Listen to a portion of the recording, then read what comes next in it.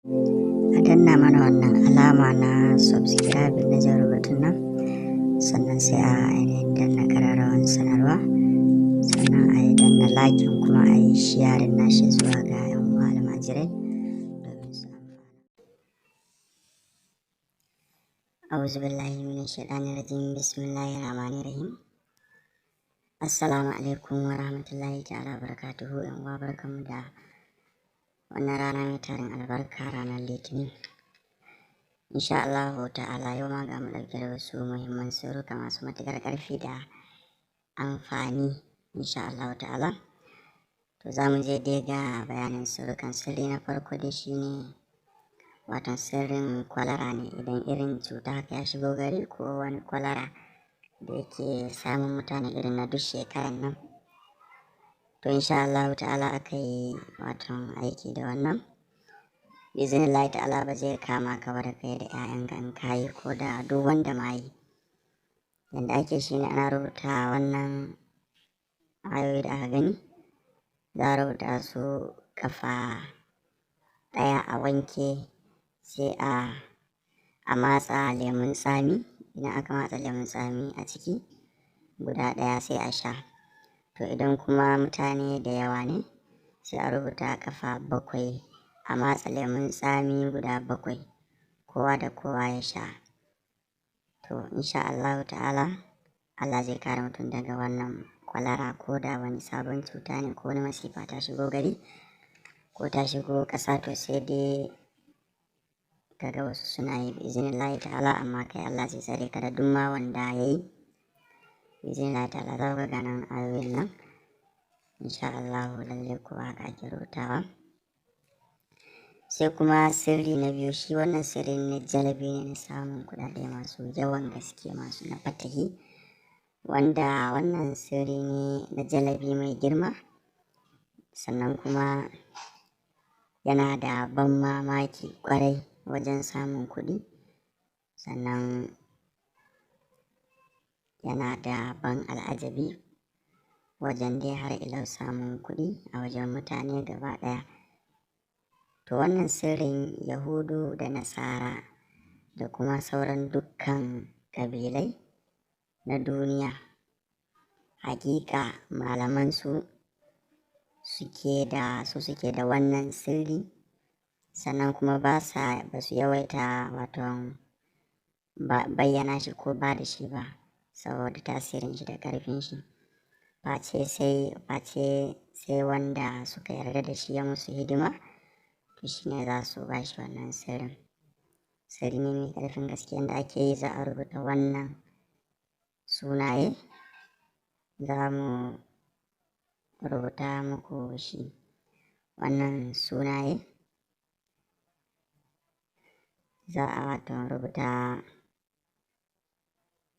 sunayen da hatimin a wanke. Idan aka wanke sai a yi alwala da rubutun. Idan an yi alwala da rubutun, sannan kullum sai a karanta adadinsu insha Allah ta'ala. Kamar yadda muka ce muku, za mu rubuta sunayen gane sunayen nan dalla-dalla. Akwai a wuridin shi ne ya hayu ya qayyimu kafa 1111. Sannan kuma sai Allahu ɗafaloshin shi ma 1111. A'a 1111. Sannan kuma sai ya kandaroshin 313. Sai kuma sunan shugaban rauhanai, waton shi ne alimarushin 313. To biznillahi ta'ala in dai mutum ya rike wannan sirrin ya dawwama yana yi, to zai yi mamakin gaske biznillahi ta'ala. Sai kuma mu je waton ga sirri na gaba da izinin Allah ta'ala, wanda shi ma sirri ne mai matuƙar amfani da ƙarfi da mahimmanci insha Allah. sirri ne da ya shafi wato kafin gida saboda azzalumai. Ana rubuta wannan hatimi a jikin fatar kura. Sai ka sa kan hawainiya ka naɗe da ƙarfe, wato sai ka naɗe layan da ƙarfe 1 na rana. To insha Allah idan ka naɗe sai ka binne layan a tsakiyar gida ko a ƙofar gida. To fa duk ɓarawon da ya shiga ko wani mugun abu ba zai shiga gidanka ba insha Allah ta'ala. Kowane irin masifa na gidan da aka yi wannan, Allah zai kare ta. Wannan sirrin babban sirri ne. Sai kuma sirri na gaba shine maganin wato faɗuwar gaba ko firgita. Ana rubuta wannan hatimi ƙafa ɗaya a wanke, a zuba wato ƙananan dutse, wato tsakuwa kenan, ƙananan dutse guda 7 a ciki, sai a sha kullum har kwana 7. To insha Allah aka yi wannan za a warke daga wannan cuta har abada biznillahi ta'ala, na game da fargaba da kuma firgita insha Allah. Kuma dutsen a samu tsakuwa, dan samu dutse masu dan nauyi haka, duwatsu farare masu kyau masu nauyin nan. Sai kuma sirri na gaba shine sirrin samun kuɗi cikin ƙanƙanin lokaci. Za ka rubuta wannan hatimi ka ɗaura akan carbi, wato akan carbi farin carbi, sannan sai ka karanta wannan aya ƙafa 1111 kwana 3. To insha Allahu ta'ala za ka ga abin mamaki wajen samun kuɗi da za ka yi, sannan buƙatar ka za ta biya biznillahi ta'ala insha Allahu. Ayan shine inna Allah yarzuqu man yasha'u bighairi hisab. Inna Allah yarzuqu man yasha'u bighairi hisab insha Allah shine aya. Sannan sai sirri na gaba na farin jini ne, na farin jinin mata ko 'yan mata da zawarawa wanda ba su samu miji ba. To za su samu miji har su dinga ma sai sun zaɓa wanda ya musu, saboda tsabar yawan samari da za su samu insha Allahu. Amma gaskiya wannan sirrin idan mata ko namiji ne ya yi, kuma namiji zai iya yi ko matan sun yi, kar su ga yawan samari su ce za su kauce hanyar Allah su yi zina, ko kuma namiji ya ga mata da yawa suna son shi ce zai yi zina. In dai kai, to ka sani kai da Allah, kuma wannan sirrin ya lalace kenan. In dai har ka yi shi zina, to ya lalace a jikinka. Amma za ka ga masoya sosai biznillahi ta'ala. To inda ake aikin shi ne za ka sami wato ganyen bado guda 7 da ganyen ɓaure guda 7 da wani icce farin gamo da kuma gashin gabanka, asalin gashin gabanka kenan. Sai ka daka ka zuba a waton silba, irin faranti ne haka na silba. Sai ka yi wanka a cikin hasken rana, wato a cikin kaman daro dai haka, daro na silba. Sai ka yi wanka a hasken farin wata, sannan kana kallon madubin. Yawa za ka ajiye misali madubi ne haka a hasken farin watan. Bayan ka zuba wannan kayan haɗin a cikin babban kwano ko daro ko faranti na silba, to za ka ajiye madubi haka. Sai ka ajiye madubin ranar in watan yana haska shi. Yawa to sai kai kuma ka dinga kallon watan a cikin madubin, sai kana wankan a cikin hasken farin watan ɗin.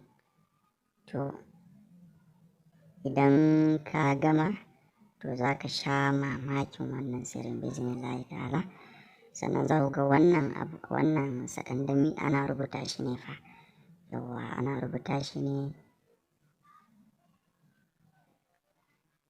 ana rubuta wannan sakandami ne a wanke a haɗa da wancan mahaɗan, insha Allah sai a yi wankan da su kamar yadda muka yi bayani.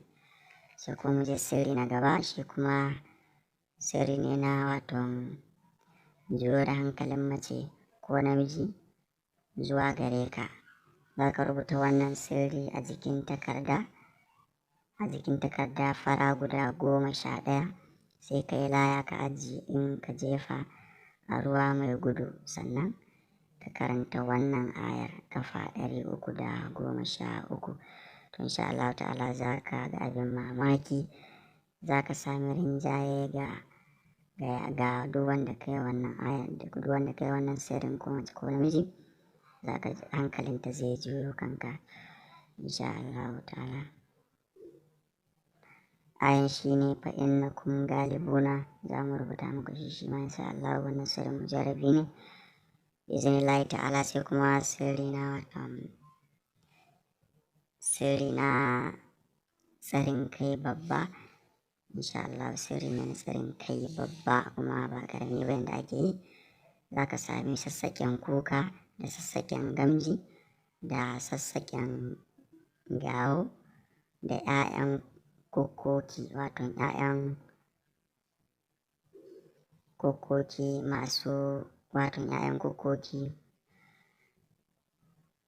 da kuma 'ya'yan kwaɗo masu rai, 'ya'yan kwaɗo masu rai da gansu a cikin ruwa ƙanana, wanda za ga su kaman kifi kafin masu fara fidda ƙafa. Wannan 'ya'yan kwaɗo masu rai guda 3 sai ka haɗa ka daka, sannan ka rubuta wannan sirri, sai ka wanke ka zuba a mahaɗan, sai a sha a yi wanka har kwana 9. Sannan wannan sirrin kar a yi wasa da shi, domin wannan sirrin mun same shi ne daga wato aljanani yar sarkin aljana. Wannan sirrin aljanu kar a yi wasa da shi, lalle ko wannan sirrin babba ne, ba sai dai an warware ba ma komai da komai insha Allah. Biznillahi ta'ala kar a yi wasa da wannan sirrin. To insha Allah duk wanda ya wannan sirrin, to za ka yi mamaki, za ka dinga kallon waton tsakaninka da abokan gaba kullum za su dinga jin kasala a jikinsu da kuma cin baya da matsaloli da damuwa, abubuwa da za ka ta hawa kansu, saboda ai kai tsare jikinka, su kuma sun je masu ga bayanka ne. To wannan ita za ta tsaya ta lalata musu kaca-kaca insha Allah ta'ala. Sai kuma za ku ga sunayen nan a rubuce, za mu rubuta su. Sannan sai sirri na gaba, shi kuma na mallakan abokan harka ne. Duk abin da ka faɗa ba za su musa ba, ko kaɗan ka sami idon zomo sai ka yi tawada da shi. Za ka samu zomo kenan mai rai, ka yanka ka cire idon shi, da shi za ka yi tawada, ruwan idon da shi za ka yi tawada. Sai ka rubuta wannan sirrin gaba ɗaya, ka wanke ka sha da nono, sannan ka yi laya ka binne.